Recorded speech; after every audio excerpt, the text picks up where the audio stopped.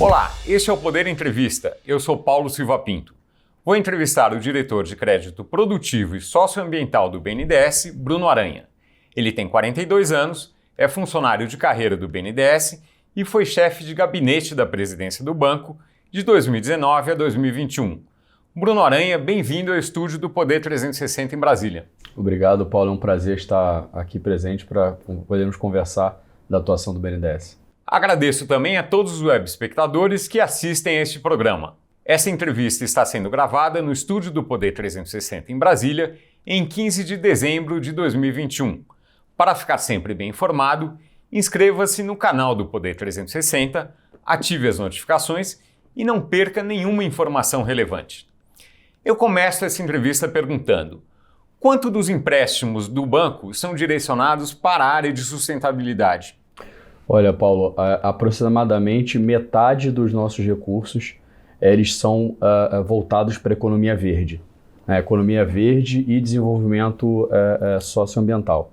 Então, desde recursos para energias renováveis, mobilidade urbana, logística de baixo carbono, saúde, educação, segurança pública. Então, a presença do BNDES para fomento à economia verde é muito grande. Pode falar em valores? O senhor disse metade, isso significa quanto em total e por ano, talvez? Hoje nós temos uma carteira direta de 400 bilhões de reais, aproximadamente. Isso pode flutuar 400 a 450, então a metade disso está voltado para a economia verde. Certo. Isso e a proporção da economia verde nesse total tem crescido nos anos recentes? Tem crescido nos anos recentes. A gente vem trabalhando e estruturando as nossas linhas, os esforços, estruturas de equipe para que ele venha a crescer a cada ano. Inclusive, nós temos participação no Plano de Crescimento Verde, que foi anunciado um pouco antes da COP pelo Ministério da Economia e o Ministério do Meio Ambiente, onde desses 400 bilhões, 120 bilhões são do BNDES para aplicação em economia verde nos próximos 5 anos. Como o senhor acaba de mencionar, houve a COP26, da qual o senhor participou, o senhor esteve em Glasgow. O que o senhor trouxe de lá? Olha, foi uma experiência muito, muito interessante, foi a primeira vez que eu estive em Glasgow, na COP, né? O BNDES ele tem um histórico grande de participação nessas reuniões e apoiando o governo nas negociações. Nós tivemos muitos avanços na COP26, seja por conta das próprias afirmações do governo brasileiro de aumento das ambições climáticas. Então, nós colocamos uma nova meta de redução de emissões de gases até 2030 em quase 50%.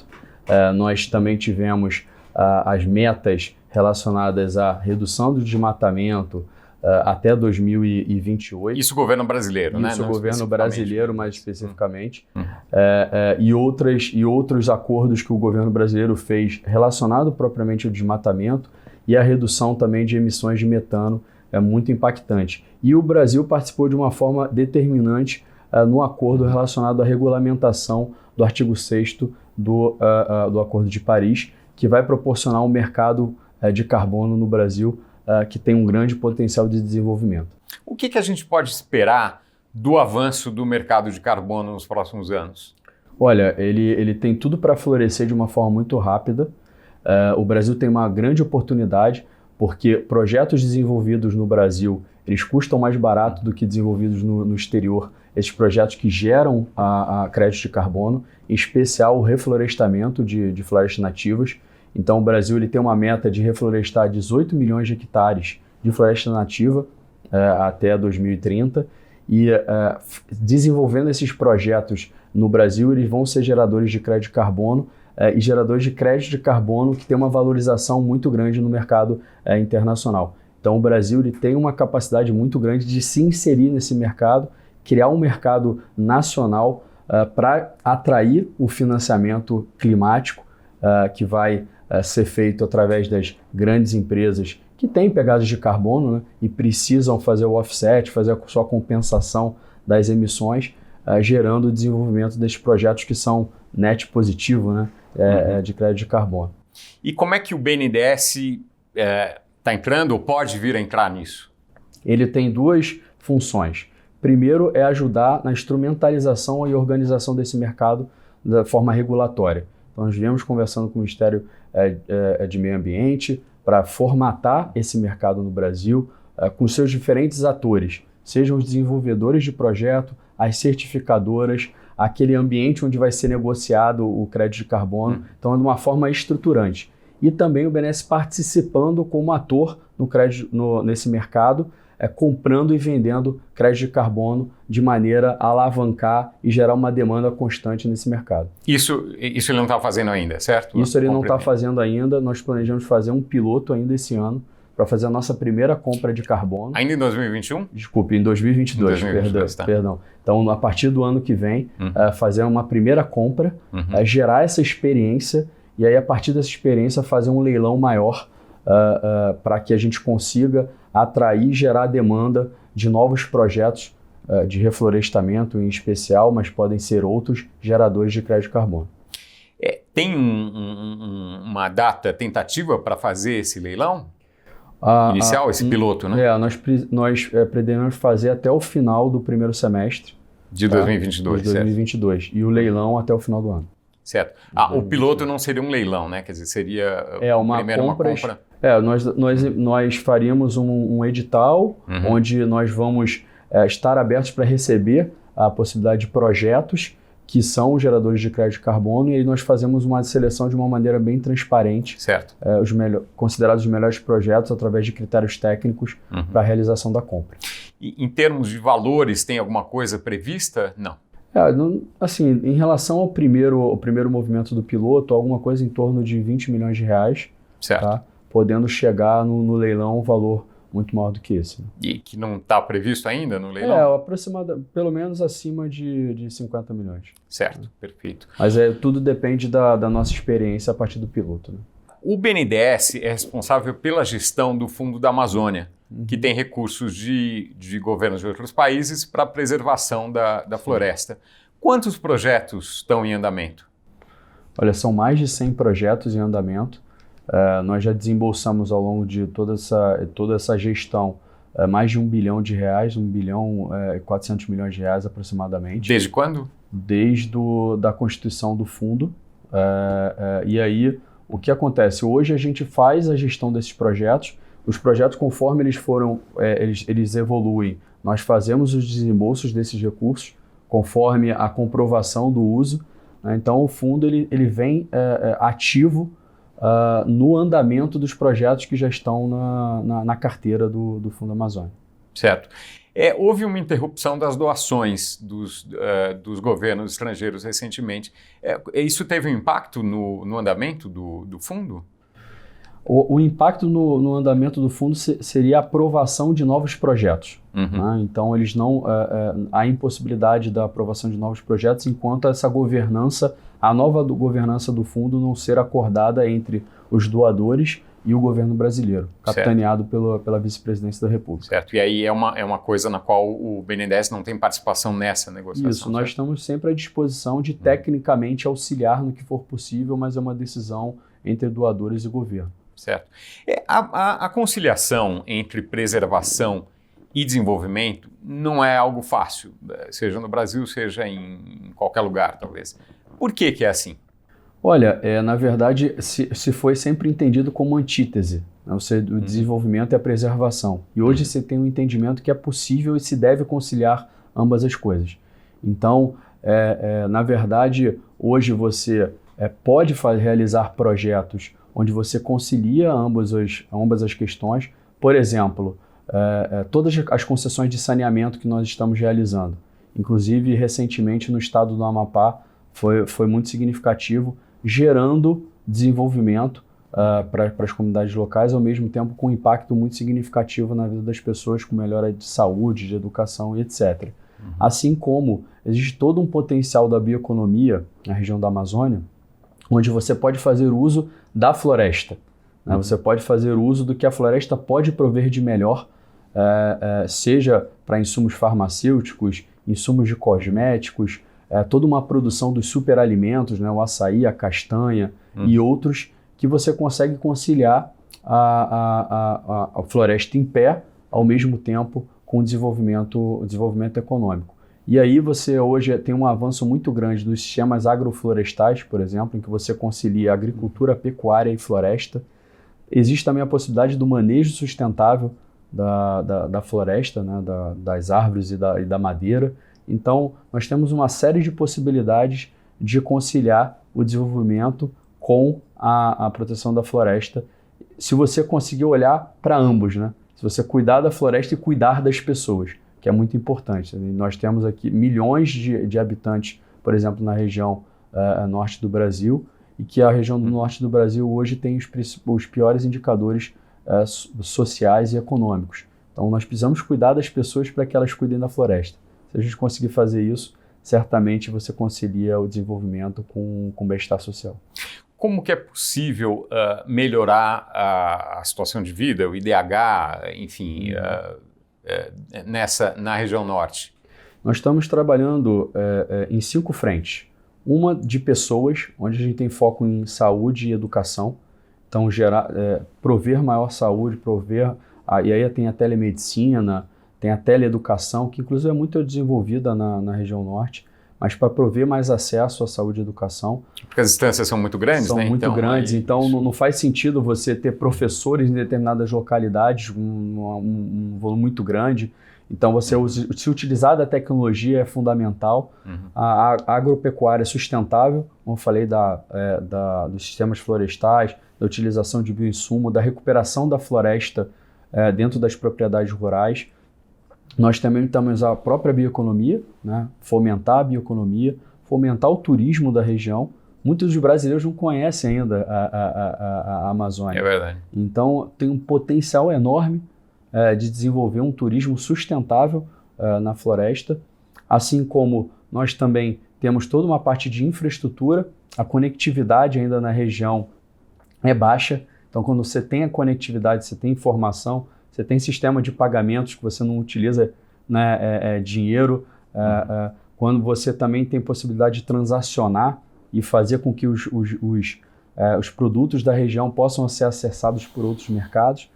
A própria logística de baixo carbono, se utilizando de hidrovias, as próprias ferrovias também, assim como também o ordenamento territorial, que é muito importante, ele é a base de tudo. Então, você trabalhar para ter a regularização fundiária, a recuperação ambiental, ela faz com que esses proprietários eles venham a emergir e tenham acesso ao sistema financeiro. E aí o sistema financeiro vai poder financiar as suas atividades produtivas. Qual é, na sua avaliação, a compreensão por pessoas físicas e por empresas da importância da sustentabilidade, da conciliação de sustentabilidade e desenvolvimento? Olha, eu acho que é cada vez maior. A gente vê uma evolução muito grande da postura dos próprios consumidores, exigindo que a identificação de como o produto é fabricado, de onde veio, se ele se utilizou de comunidades locais, por exemplo, tradicionais. Então a gente vê essa evolução, uma preocupação maior em relação ao meio ambiente, inclusive por conta das mudanças climáticas, né? A gente começa a ver os desastres ambientais acontecendo, secas, grandes enchentes. As pessoas estão compreendendo que isso tem a ver com a preservação do meio ambiente e exigindo, seja das empresas, também do governo, os próprios investidores, canalizando recursos para projetos sustentáveis, que pode gerar um risco muito grande sistêmico e para os negócios. O BNDES vai receber 500 milhões de dólares do novo Banco de Desenvolvimento, né, o Banco dos BRICS, para aplicação em vários projetos. Em que será aplicado esse dinheiro? É muito importante a falar desse nosso relacionamento com a NDB, que ele representa exatamente o que o banco ele quer se posicionar e vem trabalhando nesse sentido, que é canalizar recursos internacionais para projetos sustentáveis no Brasil. Então nós viemos estreitando o relacionamento com a NDB, assim como com outros bancos multilaterais, para ter acesso a esse funding dos investidores de recursos baratos, né, internacionais, que têm desejo de investir em projetos sustentáveis. Então nós fizemos esse acordo com o NDB de 500 milhões de dólares, que são voltados para projetos sustentáveis, de reflorestamento, as cidades sustentáveis, então tem processo de adaptação climática, né, que você precisa fortalecer as cidades para que elas consigam resistir às mudanças climáticas.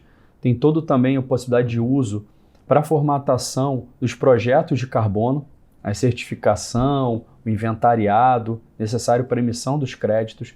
Existe a possibilidade também de uso para a mobilidade urbana, para biocombustíveis. Então tem toda a possibilidade para projetos de biogás, biometano, que se fala com o nosso compromisso de redução de metano, se utilizar para a gestão de resíduos sólidos, para saneamento. Então, uma multiplicidade de usos desses recursos eles podem ser usados da mesma forma que o Fundo Clima, os mesmos usos do Fundo Clima, que são também recursos do Ministério do Meio Ambiente, que nós fazemos a gestão de R$1 bilhão. Tem um prazo para o uso desses recursos? Ou ele não é fixado? Como é que funciona? Aproximadamente nos próximos 5 anos, né, o uso desses recursos. E desses $500 milhões? Isso. Certo, perfeito. Que é um dinheiro que depois o BNDES vai pagar quer dizer, não é um exato. Financiamento. E aí, conforme a utilização e a comprovação dos usos, né, existe uma maior confiança e o estreitamento de relação comercial para a gente conseguir novos financiamentos. Tem algumas aplicações de recursos por meio do BNDES que são a fundo perdido na área ambiental, certo? Em que, por exemplo? Projetos que gerem a recuperação ambiental, por exemplo, que nós anunciamos na COP26, que foi o Floresta Viva. E é muito importante falar que essa iniciativa ela está em linha com o que nós acreditamos hoje de estruturação de recursos não reembolsáveis, que é através do Match Fund, ou seja, que nós atraímos atores privados para junto do BNDES para que ele possa fazer o apoio aos projetos. Então, o Floresta Viva, ele tem um orçamento de R$500 milhões de recursos não reembolsáveis, de doações, sendo que 250 milhões do BNDES e 250 milhões dos parceiros, para apoio à restauração ambiental de 3 ecossistemas. Um é do Cerrado, da Floresta Amazônica e da Mata Atlântica.